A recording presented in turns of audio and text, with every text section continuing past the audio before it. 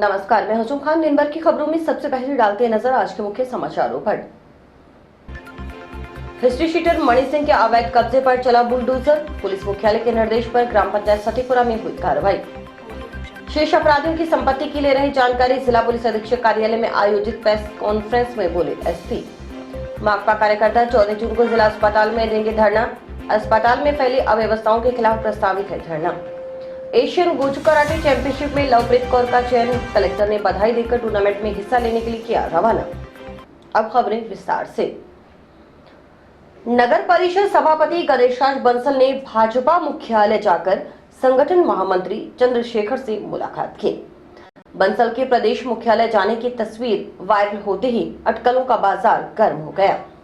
ये कयास लगाए जाने लगे कि वे दर्जन से अधिक पार्षदों के साथ भाजपा ज्वाइन करेंगे। हालांकि सूत्रों का कहना है कि यह सिर्फ मुलाकात है जो होती रहती है, अभी ज्वाइन करने का वक्त नहीं आया है। सूत्रों के मुताबिक यह संभव है, बंसल अपने समर्थकों के साथ संभवतः इसी महीने बीजेपी में शामिल हो सकते हैं। इसके लिए भाजपा के शीर्ष नेताओं के साथ कई दौर में बातचीत हो चुकी है। आज की मुलाकात भी इसी का हिस्सा है। माना जा रहा है कि विधानसभा चुनाव में टिकट पर आश्वासन मिलने पर ही कांग्रेस छोड़ेंगे। इसी बात पर मामला अटका हुआ है। हालांकि बंसल के नजदीकी लोगों का कहना है कि इस मामले में भी लगभग बातें फाइनल हो चुकी हैं, इसलिए इसी माह कभी भी बीजेपी में शामिल होने की तारीख मुकर्रर हो जाएगी। सोमवार दोपहर कुछ तस्वीरें अचानक वायरल हुई, जिसमें गणेशराज बंसल अपने सहयोगी मोहम्मद लतीफ के साथ भाजपा प्रदेश कार्यालय जाते नजर आ रहे हैं। वहीं कुछ ने दर्जनों पार्षद के साथ उनके भाजपा में शामिल होने की खबर प्रसारित कर दी। हालांकि सूत्रों ने इससे साफ इनकार कर दिया।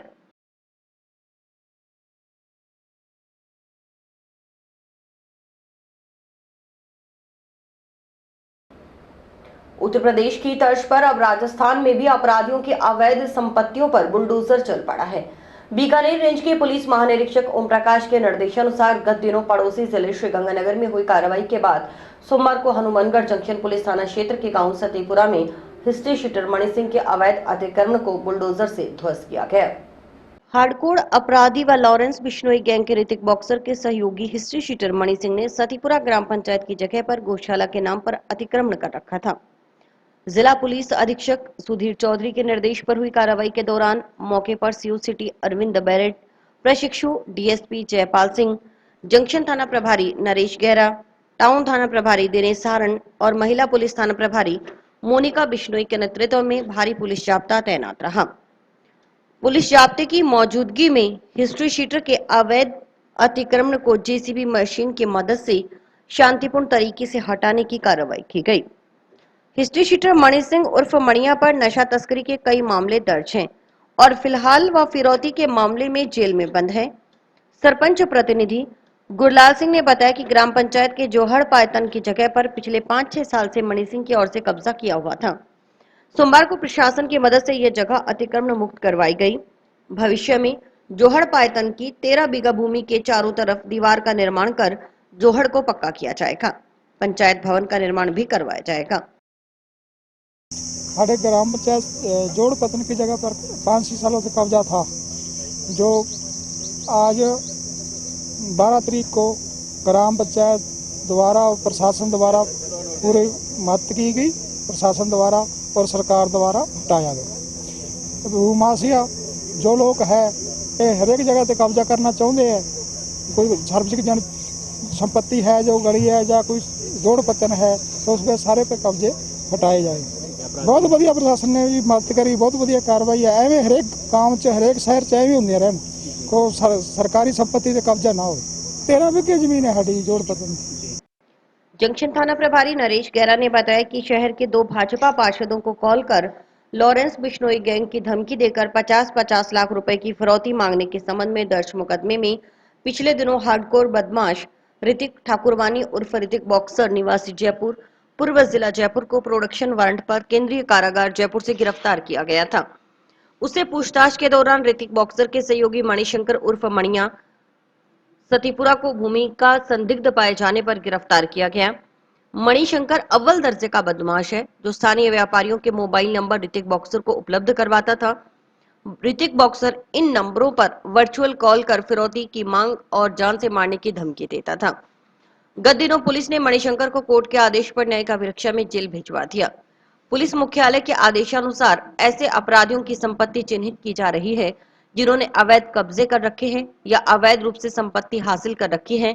उसी के तहत सतीपुरा में हिस्ट्री शीटर मणि सिंह के अवैध अतिक्रमण को ध्वस्त किया गया है। मणि सिंह और पुनिया जो हनुमानगढ़ जंक्शन पुलिस थाने का एचएस है, यह भी लॉरेंस गैंग से संबंधित ऋतिक बिश्नोई को गिरफ्तार किया था। जब उसके अंदर इसका सहयोग देना और पूरा गैंग की गतिविधियों को संचालित करना पाया गया, जिस पर इसको भी गिरफ्तार किया गया था। और उच्च अधिकारियों के आदेशानुसार, पुलिस मुख्यालय के आदेशानुसार ऐसे अपराधियों की संपत्ति है जो चिन्हित की जा रही है, जो इन्होंने कब्जे कर रखे हैं या अवैध रूप से संपत्ति हासिल कर रखी है। उसी के तहत ये पता लगा कि सतीपुरा गाँव के अंदर इसने जो काफ़ी लंबी चौड़ी ज़मीन पर कब्जा कर रखा है। तो ग्राम पंचायत द्वारा इस कब्जे को पुलिस के साथ मिलकर के चिन्हित किया और आज ये कब्जा हटाने की कार्रवाई चल रही है। जिला पुलिस अधीक्षक सुधीर चौधरी ने बताया कि पुलिस मुख्यालय के निर्देश हैं कि संगठित गैंग, विशेष रूप से लॉरेंस गैंग से जुड़े व नशे का कारोबार करने वाले अपराधी जिन्होंने अपराध कर राशि अर्जित की है, कोई संपत्ति बनाई है या कहीं अवैध अतिक्रमण कर रखा है, ऐसे अपराधियों की ओर से किए गए अवैध कब्जों को चिन्हित करने की कार्रवाई शुरू कर दी गई है। इसी कड़ी में वैध नोटिस देकर अवैध अतिक्रमण हटाया गया है। यह भी जानकारी जुटाई जा रही है कि और किन अपराधियों ने इस तरह के अवैध अतिक्रमण कर रखे हैं, उन पर भी कार्रवाई की जाएगी। अब तक ऐसे कुल 6 अपराधियों को चिन्हित कर लिया गया है जो मोस्ट वांटेड हैं या खतरनाक अपराधी हैं। आज हमने जो जंक्शन थाने के हिस्ट्री शीटर थे मणि उर्फ मणिया, जिनका रिसेंटली लॉरेंस गैंग के जो मेंबर थे ऋतिक बॉक्सर, और उनके खिलाफ एक्सटॉर्शन कॉल के केसेस थे। 3-4 केसेस में ऑलरेडी वो प्रोडक्शन वारंट पे चल रहे हैं। उनकी पूछताछ में मणि उर्फ मणिया का भी रोल आया था और उसी संदर्भ में जो पुलिस मुख्यालय की के डायरेक्शंस हैं, डीजी साहब के डायरेक्शंस हैं, एडीजी क्राइम साहब के डायरेक्शंस हैं, आईजी साहब बीकानेर के डायरेक्शंस हैं, जो क्रिमिनल्स हैं, स्पेशली जो ऑर्गेनाइज गैंग के क्रिमिनल्स हैं और स्पेशली जो लॉरेंस गैंग से जुड़े हुए क्रिमिनल्स हैं और जो नशे का कारोबार करते हैं, उनकी प्रोसीड्स ऑफ क्राइम, यानी जो आय उन्होंने क्राइम से अर्जित की है, उस कोई प्रॉपर्टी बनाई है, और दूसरा जो अतिक्रमण अपने प्रभाव से और जो डर का माहौल समाज में वो रखते हैं, उसको करते हुए जो अतिक्रमण किए गए उनको हमने चिन्हीकरण करना शुरू कर दिया और ऐसे अपराधियों की अपनी पहचान करना शुरू कर दिया। इसी संदर्भ में आज हमने ये कार्रवाई शुरू की है। लीगल नोटिस देकर के अतिक्रमण को हमने तोड़ा है और आने वाले टाइम पर बाकी जो क्रिमिनल्स हैं जिन्होंने नशे के कारोबार से या किसी भी अवैध धंधे से कोई प्रॉपर्टी बनाई है, उस प्रॉपर्टी को हम आइडेंटिफाई करेंगे और उसके खिलाफ लीगल एक्शन हम लेंगे। हमने 6-7 लोगों को आइडेंटिफाई किया जो मोस्ट वांटेड टाइप के लोग हैं या फिर जो सबसे ज़्यादा खतरनाक क्रिमिनल्स हैं। उसमें मणि उर्फ मणिया का भी रोल था। बाकी जो 5-6 लोग हैं उनकी भी प्रॉपर्टी की डिटेल्स हम ले रहे हैं और अतिक्रमण की जानकारी भी स्थानीय निकायों से और एडमिनिस्ट्रेशन से ले रहे हैं। एडमिनिस्ट्रेशन का भी इसमें अच्छा सहयोग रहा है और आने वाले टाइम पे हम जो लिस्ट हमारी जो टॉप प्रायोरिटी वाली लिस्ट है वो 6 लोगों की है। बाकी और भी लोग हम जुड़ रहे हैं, थाना स्तर पे भी हम जानकारी इकट्ठा कर रहे हैं और आमजन से भी हमारी अपील है, अगर आपको लगता है कि आपके इलाके में कोई भी व्यक्ति जो क्रिमिनल है, हिस्ट्री शीटर है, बदमाश है और अतिक्रमण कर रहा है, बदमाशी कर रहा है और कब्जे करा रहा है या फिर उसने नशे के कारोबार से या फिर किसी भी अवैध काम से कोई प्रॉपर्टी अर्जित की है, उसकी सूचना पुलिस को दें। हम उसके खिलाफ सख्त कार्रवाई करेंगे जिससे कि और लोग क्राइम ना करें और इस क्राइम के क्षेत्र में ना आए। एसपी सर, अभी 2 दिनों में चोरियां काफी बढ़ रही हैं, उसको लेकर क्या? देखिए, चोरियों को लेकर के हम लोग सजग हैं। रिसेंटली संग्रिया के अंदर भी जो नकबजनी थी उसमें हमने मुलजिम अरेस्ट किए हैं। जो भी केसेस चोरियों के सामने आते हैं उस पर हम सख्त कार्रवाई करते हैं। जो रिकवरी परसेंटेज है हनुमानगढ़ जिले का वो काफ़ी अच्छा है और उसको और इम्प्रूव करने का प्रयास हम करेंगे। और इसमें अगर कोई ऑर्गेनाइज गैंग या फिर कोई नशा करने वाले युवा भी अगर इसमें इन्वॉल्व हैं उस पर भी हम सूचना इकट्ठी करके कार्रवाई करेंगे। भारतीय कम्युनिस्ट पार्टी के कार्यकर्ता 14 जून को टाउन के महात्मा गांधी स्मृति जिला अस्पताल में धरना देंगे। नवजात में शिशु की गंभीर स्थिति में इलाज के लिए वेंटिलेटर की सुविधा न होने सहित जिला अस्पताल में फैली अव्यवस्थाओं के खिलाफ धरना प्रस्तावित है। माकपा जिला सचिव रघुवीर वर्मा ने बताया कि 1 सप्ताह पहले पार्टी कार्यकर्ताओं ने कलेक्टर को जिला अस्पताल में व्याप्त समस्याओं से अवगत करवाया था, लेकिन अभी तक व्यवस्था में सुधार नहीं हुआ। उन्होंने बताया कि जिला अस्पताल में नवजात व शिशु की गंभीर स्थिति में इलाज के लिए वेंटिलेटर की सुविधा नहीं है। अस्पताल प्रशासन ने अपने स्तर पर एक वेंटिलेटर खरीदने की कार्रवाई कर ली है, लेकिन चिकित्सा एवं स्वास्थ्य विभाग की अनुमति के नाम पर अटकी पड़ी है। जिला अस्पताल में एक ही रेडियोलॉजिस्ट है, जबकि 2 होने चाहिए। एक रेडियोलॉजिस्ट होने के कारण केवल गर्भवती की सोनोग्राफी की सुविधा है। अन्य रोगियों को सोनोग्राफी निजी सेंटर से करवानी पड़ती है। करीब 2 वर्ष पूर्व जिला अस्पताल प्रशासन ने डीएमएफटी फंड से 28 लाख रुपए की लागत से नई सोनोग्राफी मशीन भी खरीदी थी। इसका उद्घाटन विधायक ने किया, लेकिन रेडियोलॉजिस्ट के अभाव में मशीन धूल फांक रही है। जिला अस्पताल में 2 ही एमएस गायनी है। हालात यह है कि एक माह में केवल 65 से 70 सर्जरी होती है। ये आंकड़े एक प्राइवेट अस्पताल के समान हैं। इस अस्पताल में 180 सर्जरी करने का रिकॉर्ड है। करीब 1 वर्ष से एमएस गायनी के 2 पद रिक्त हैं। इसकी वजह से सर्जरी नहीं हो पा रही। मौके पर आम लोगों को इधर उधर भागना पड़ता है, जिससे जच्चा बच्चा दोनों की जान को खतरा रहता है। जिला अस्पताल की ओपीडी की छतों से पपड़ी गिर रही है। भवन पुराना हो चुका है। इसके लिए अभी तक बजट का प्रावधान नहीं और न ही मरम्मत करवाई गई है। रोगी और परिजनों को दोपहर 1 बजे के बाद डिजिटल एक्सरे दिए जाते हैं। ऐसे में रोगी और परिजन दिन भर जांच रिपोर्ट के इंतजार में भटकते रहते हैं। डिजिटल एक्सरे का मतलब यही है कि हाथों हाथ जांच रिपोर्ट दी जाए, लेकिन ऐसा नहीं होता।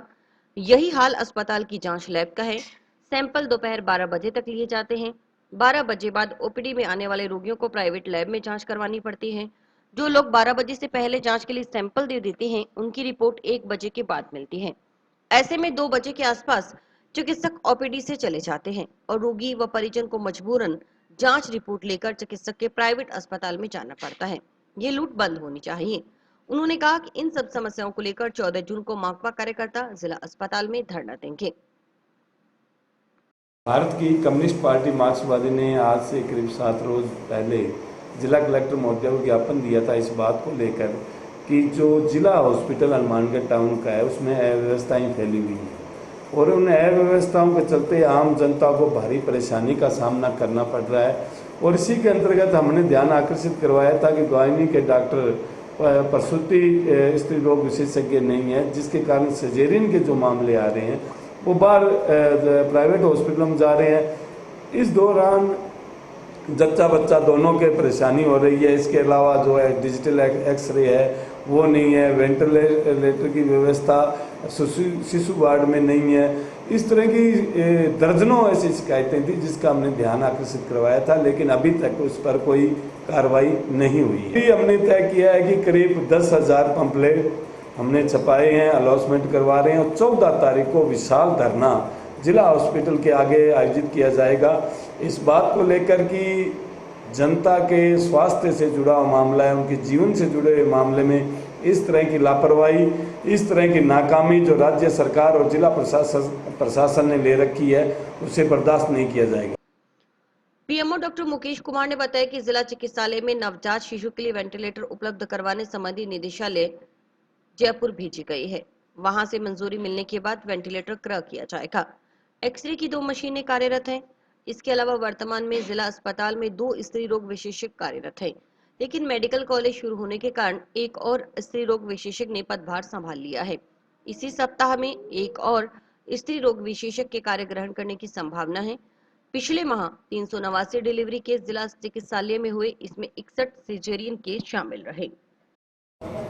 जिला चिकित्सालय में नवजात शिशु हैं तो वेंटिलेटर की फाइल निदेशालय जयपुर गई हुई है। वहाँ से मंजूरी मिलने के उपरांत क्रय कर लिया जाएगा। इसी प्रकार हमारे पास 2 स्त्री रोग विशेषज्ञ कार्यरत हैं वर्तमान में, लेकिन मेडिकल कॉलेज की सैंक्शन देखते हुए अभी एक स्त्री रोग विशेषज्ञ ने और ज्वाइन कर लिए हैं। तो आज दिनांक तक हमारे पास 3 स्त्री रोग विशेषज्ञ कार्यरत हैं और इसी सप्ताह में एक स्त्री रोग विशेषज्ञ की ओर कार्य ग्रहण करने की संभावना है। तो उसके बाद हमारे पास 4 हो जाएंगे। अभी पिछले माह 389 के लगभग डिलीवरी केस हुए, जिसमें से 61 सिजेरियन केस हुए हैं। तो बहुत ही कम संख्या में उच्च संस्थानों को रेफ़र किया जाता है और लगभग हमारे पास शिशुओं और माताओं के लिए सभी सुविधाएं जो राज्य सरकार द्वारा संचालित योजनाएं हैं वो अच्छे तरीके से संचालित की जा रही है। इसी प्रकार एक्सरे की 2 मशीनें कार्यरत हैं जिससे 8 से 12 बजे तक का एक्सरे का टाइम है और उसके बाद रिपोर्ट का वितरण किया जाता है। और इसी प्रकार खून जांच, पेशाब जांच, इनकी भी 8 से 12 तक सैंपल लेने की सुविधा उपलब्ध है और उसके बाद ये रिपोर्ट वितरण का कार्य किया जाता है। राज्य सरकार के सभी राजकीय चिकित्सा संस्थानों में मेडिकल कॉलेज से लेकर प्राथमिक स्वास्थ्य केंद्र तक 8 से 12 का ही समय सैंपल संग्रहण का है और उसके बाद रिपोर्ट वितरण का। रेडियोलॉजिस्ट की यहाँ पर आवश्यकता है। अभी वर्तमान में केवल गर्भवती महिलाओं की ही जांच की सुविधा है। अभी कोई डिग्रीधारी रेडियोलॉजिस्ट, एमडी डिग्रीधारी रेडियोलॉजिस्ट इस संस्थान में कार्यरत नहीं है। इसके लिए माननीय विधायक महोदय ने भी पीछे सेक्रेटरी साहब को पत्र लिखा था और यहाँ से भी मांग की गई है। और आगामी 2 दिन उपरांत बीकानेर में संभाग स्तर की माननीय अतिरिक्त मुख्य सचिव महोदय की अध्यक्षता में आयोजित बैठक की गई है, तो इसमें भी हमने जिला चिकित्सालय की तरफ से इस बिंदु को रखा हुआ है। नेपाल के काठमांडू में 15 से 17 जून तक होने वाली 7वीं एशियन गोजू कराटे चैंपियनशिप के लिए हनुमानगढ़ की बेटी लवप्रीत कौर का नेशनल स्तर पर चयन हुआ है।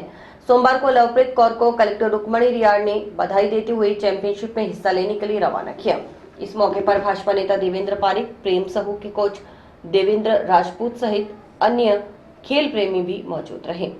सभी ने उम्मीद जताई कि खिलाड़ी एशियन चैंपियनशिप में मेडल हासिल कर हनुमानगढ़ का नाम पूरे विश्व में रोशन करेंगे।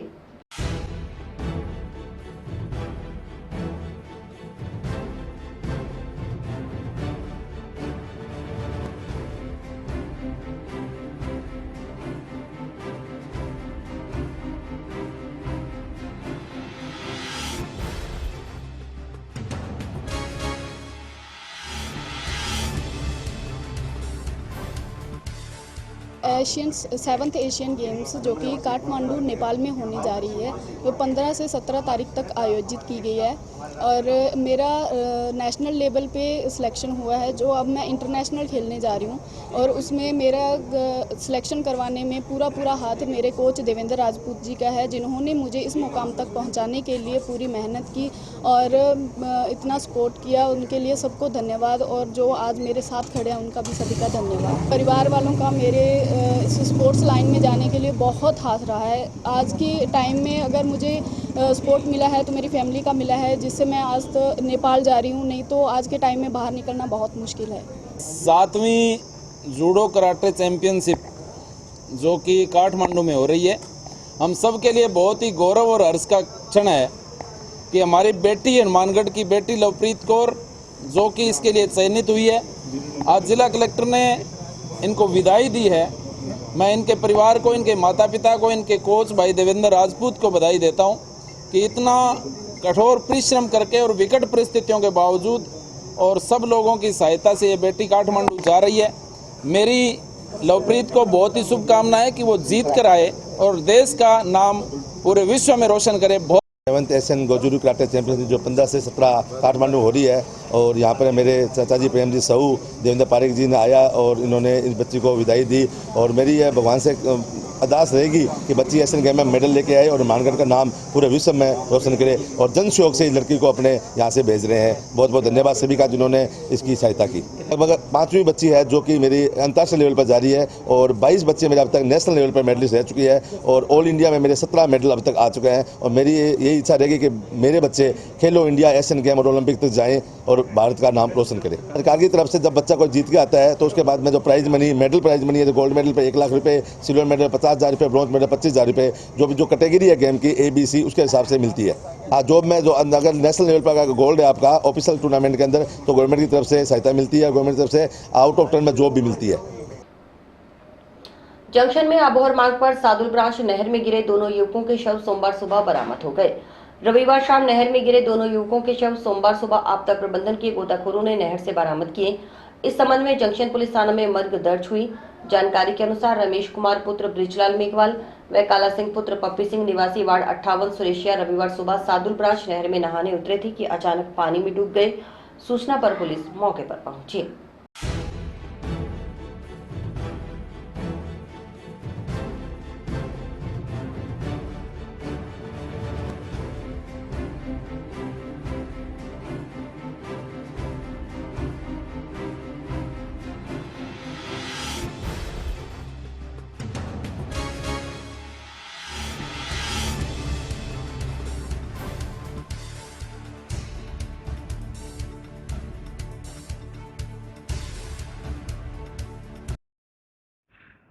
सादुल ब्रांच नहर के अंदर कल बाद दोपहर है जो 2 व्यक्ति जो नहाने गए थे और घर पे नहीं पहुंचे तो घर वालों ने ढूंढना शुरू किया और आज सुबह जल्दी पुलिस को सूचना मिली जिस पर दोनों की बॉडी रिकवर हो गई और बाद पोस्टमार्टम बॉडी सुपुर्द कर दी गई। एक कालू सिंह है और दूसरे रमेश कुमार हैं, दोनों वार्ड नंबर 58 सुरेशिया के रहने वाले हैं, लगभग उम्र 30 से 35 साल की। हाँ, दोनों का पोस्टमार्टम करवा दिया गया और बॉडी वारिसन को सुपुर्द कर दी। जंक्शन स्थित उज्जीवन कॉर्प फाइनेंस बैंक शाखा में सोमवार को विश्व रक्तदान दिवस पर रक्तदान शिविर लगाया गया। शिविर में करीब 50 यूनिट रक्त संग्रह हुआ। लाइफलाइन ब्लड बैंक की ओर से शिविर में रक्त संग्रहण का कार्य किया गया। शिविर में बैंक मैनेजर पायल सहित अन्य स्टाफ व ग्राहकों ने भी रक्तदान किया। शिविर का उद्घाटन करते हुए बैंक मैनेजर पायल ने कहा कि स्वस्थ व्यक्ति को समय समय पर रक्तदान करना चाहिए ताकि किसी जरूरतमंद की जिंदगी बच सके।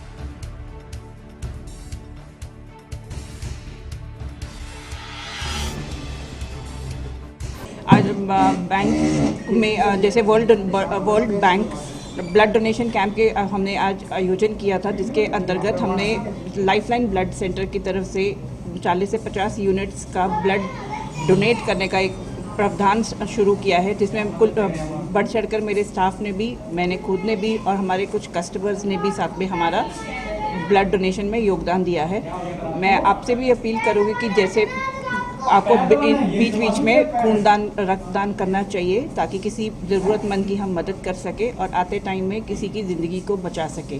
खून देने से कोई कमी नहीं आती है, रादर आपके कुछ टेस्ट वगैरह को जैसे हेपेटाइटिस का कुछ मेडिकल टेस्ट हो जाते हैं जिससे आपके खून की जांच टाइम टू टाइम होती रहती है। हर 6 महीने के बाद आप खून रक्तदान कर सकते हो। और इसके साथ में ये आयोजन मैंने उज्जीवन बैंक की तरफ से आज अपने ही बैंक में हनुमानगढ़ ब्रांच में आयोजित किया है। और इसके साथ साथ मैं आपको ये भी बताना चाहती हूँ कि उज्जीवन ऐसे छोटे छोटे वेलफेयर के काम जो सामाजिक कार्यों में हेल्प कर सके वो हम टाइम टू टाइम करते रहते हैं। उस पे से ही हमने एक आज छोटा सा एक खूनदान कैंप स्टार्ट किया। इससे पहले परिवर्तन वातावरण दिवस पे हमने शहर भर में कुछ छोटे छोटे प्लांट्स भी लगवाए थे ताकि जिससे ग्रीनरी इंक्रीज कर सके। टाउन में जिला अस्पताल के नजदीक श्री संत सज्जन चैरिटेबल ट्रस्ट की ओर से संचालित रसोई में सोमवार को 3 मंडियों से खाद्य सामग्री पहुंची। पीलीबंगा धान मंडी से प्रधान किशनलाल, पदमपुर धान मंडी से राजकुमार और हनुमानगढ़ धान मंडी से बालकिशन इंदौरा ने रसोई में खाद्य सामग्री भेंट की। ट्रस्ट के कोषाध्यक्ष हरपाल सिंह ने बताया कि हर साल इन व्यापारियों की ओर से रसोई में सहायतार्थ खाद्य सामग्री भेजी जाती है।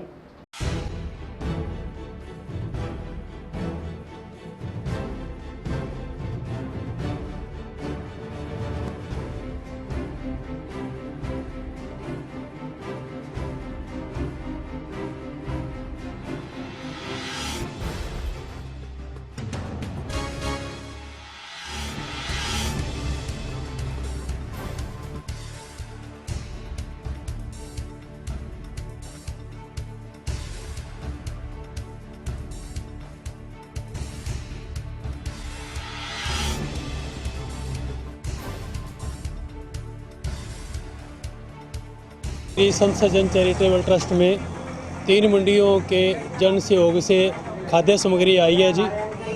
इन खाद्य सामग्री में सबसे पहले पीलीबंगा धान मंडी से प्रधान किशनलाल जी ने खाद्य सामग्री भेजी है और दूसरे पदमपुर धान मंडी से राजकुमार सिवान जी ने खाद्य सामग्री भेजी है और तीसरा पे हनुमानगढ़ धान मंडी से बालकिशन जी इंदौरा जी ने खाद्य सामग्री भेजी है।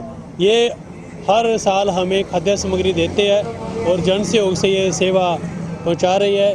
ये जो मरीज़ है और मरीज़ के साथ आने वाले मरीजों के लिए फ्री रोटी सेवा जो लगातार चलती रहे, इसलिए इन्होंने खाद्य सामग्री दी है। सभी आए हुए हमारे प्रधान साहबान का, धान मंडी वालों का दूर से जो भी आए हैं मंडियों से, उनका तहे दिल से हमारी टीम की तरफ से हम धन्यवाद करते हैं और स्वागत करते हैं।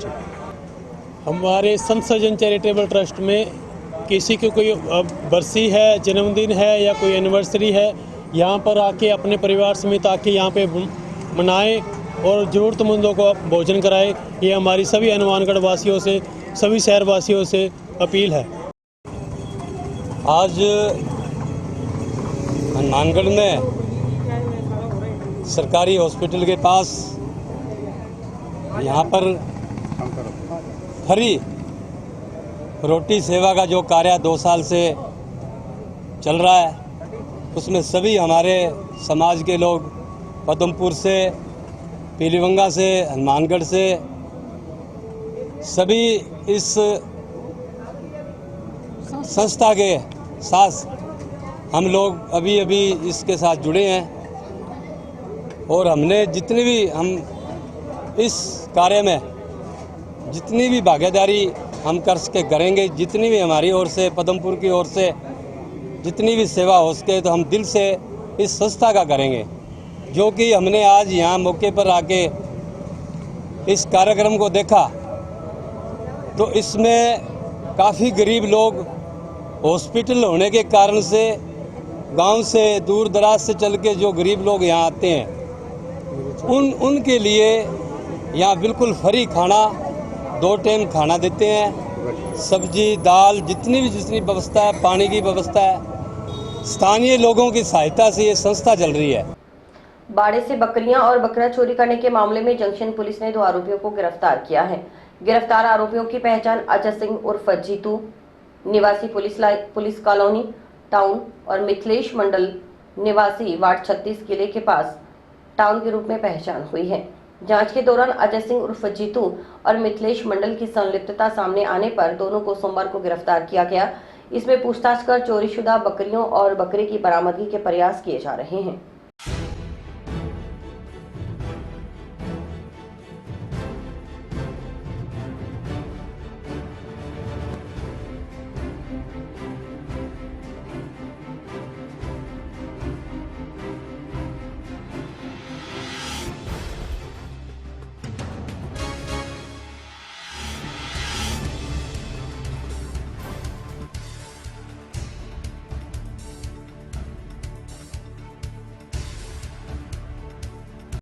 कुछ दिन पूर्व बकरी चोरी होने संबंधी कोई प्रकरण दर्ज किया गया था और जिसमें कई दिन से पुलिस तलाश कर रही थी।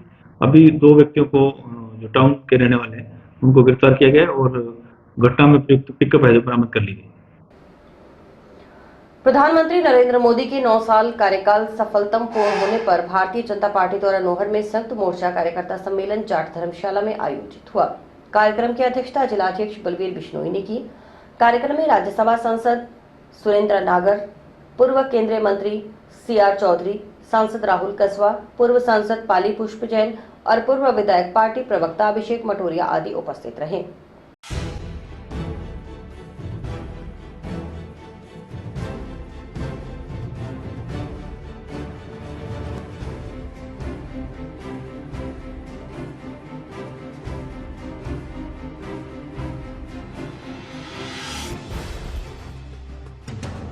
केंद्र सरकार के 9 वर्ष पूरे होने पर आज राज्यसभा सांसद, वर्तमान सांसद और तमाम प्रतिनिधियों ने एक वरिष्ठ कार्यकर्ता सम्मेलन किया है, जिसमें केंद्र सरकार के किए गए विकास कार्य और वर्तमान की जो भ्रष्ट कांग्रेस सरकार है उसके ऊपर चर्चा हुई।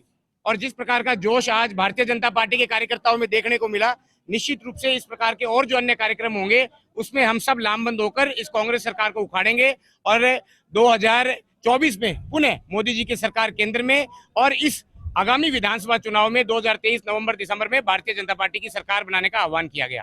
आज का जो ये कार्यक्रम था, प्रधानमंत्री माननीय नरेंद्र मोदी जी के 9 वर्ष के बहुत शानदार कार्यकाल समाप्ति के ऊपर हमारे इस चूरू जिले में और सभी पूरे भारत में सभी लोकसभा क्षेत्र के अंदर सभी विधानसभा क्षेत्रों में 1 महीने का कार्यक्रम चल रहा है। और इस कार्यक्रम के तहत हमारे बीच में हमारे इस चूरू, हनुमानगढ़, झुंझुनू, सीकर के लिए गृह मंत्री जी मध्य प्रदेश मिश्रा जी और नागर साहब जो वरिष्ठ सदस्य राज्यसभा हैं उनको डेप्यूट किया है, प्रतिनियुक्त किया एक तरह से जानकारी देने के लिए, और आप पधारे हैं। और अभी आपने ये जो मोर्चाओं का संयुक्त सम्मेलन हुआ है, इसमें सारे मोर्चाओं के बारे में, कार्यकर्ताओं को सभी प्रकार का जो योजनाओं के बारे में जानकारी दी गई है। पार्टी के द्वारा एक हमारा 30 तारीख से 30 जून तक हमने प्रोग्राम बनाया है। आज हमारे मोर्चाओं के सभी मंडलों के अध्यक्षों के साथ में एक मुलाकात लाहौर में रखी थी हमने। लिमिटेड कार्यकर्तागण बुलाए थे। हमारे प्रभारी सुरेंद्र नागर जी जो राज्यसभा के सांसद दिल्ली से आए हुए हैं, CR चौधरी साहब हमारे एक्स मंत्री वो आए हुए हैं, पुष्प जैन जी और एक्स MP वो आए हुए हैं। भारतीय जनता पार्टी द्वारा मोदी सरकार के 9 वर्ष पूरे होने के उपरांत ये प्रोग्राम रखा गया है। पूरे प्रदेश के अंदर हमारा चुनावी सीजन भी है, इस बार हमें चुनाव में जाना है। जो कार्य नरेंद्र मोदी जी के नेतृत्व में देश के भर में हुए हैं, उसका कितना फायदा हम राजस्थान तक लेके आए और कितना फायदा राजस्थान तक नहीं पहुंच पाया क्योंकि यहाँ की सरकार का कॉपरेशन बिल्कुल भी नहीं मिला। उन्हीं बातों के लिए हम कार्यकर्ताओं को जागरूक करने के लिए आए हैं। कल परसों 14 तारीख को हम एक बहुत बड़ी रैली रख रहे हैं तारनगर तहसील में। लोकसभा क्षेत्र चूरू की एक महारैली होगी। इसमें हमारे मिश्रा जी जो हमारे मंत्री हैं मध्य प्रदेश सरकार के, वो भी पहुंच रहे हैं और अन्य नेता दिल्ली से आएंगे। तो कोशिश हमारी यही है कि हम जनता के बीच में जाकर जो नए भारत का निर्माण देश के प्रधानमंत्री महोदय ने रखा है, उसके बारे में जो देश के अंदर जो कार्य किए गए हैं, जिस तरीके से विकास बढ़ रहा है, जिस तरह देश का मान सम्मान दुनिया में बढ़ रहा है, उसके बारे में पब्लिक एट लार्ज को और हमारे कार्यकर्ताओं को उसके बारे में बताने का काम करेंगे। हनुमानगढ़ जंक्शन पत्रकार कॉलोनी स्थित पत्रकार वाटिका में power of pedals cycling group द्वारा पौधरोपण अभियान चलाया गया। इससे पहले ग्रुप के सदस्यों ने सिविल लाइंस और शहर के प्रमुख मार्गों से होते हुए 25 किलोमीटर से अधिक साइकिल चलाई। सभी ने अधिक से अधिक पेड़ पौधे लगाने, जल बचाने सहित साइकिल चलाकर पर्यावरण बचाने की अपील की।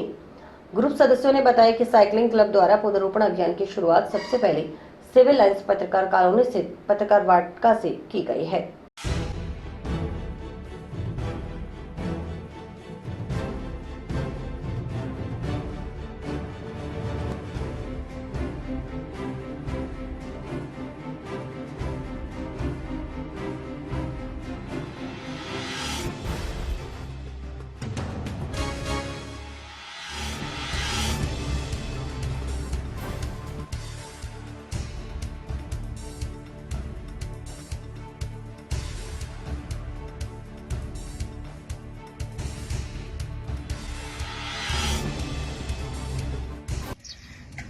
हनुमानगढ़ जंक्शन में पत्रकार कॉलोनी में पत्रकार वाटिका भी विकसित हुई है।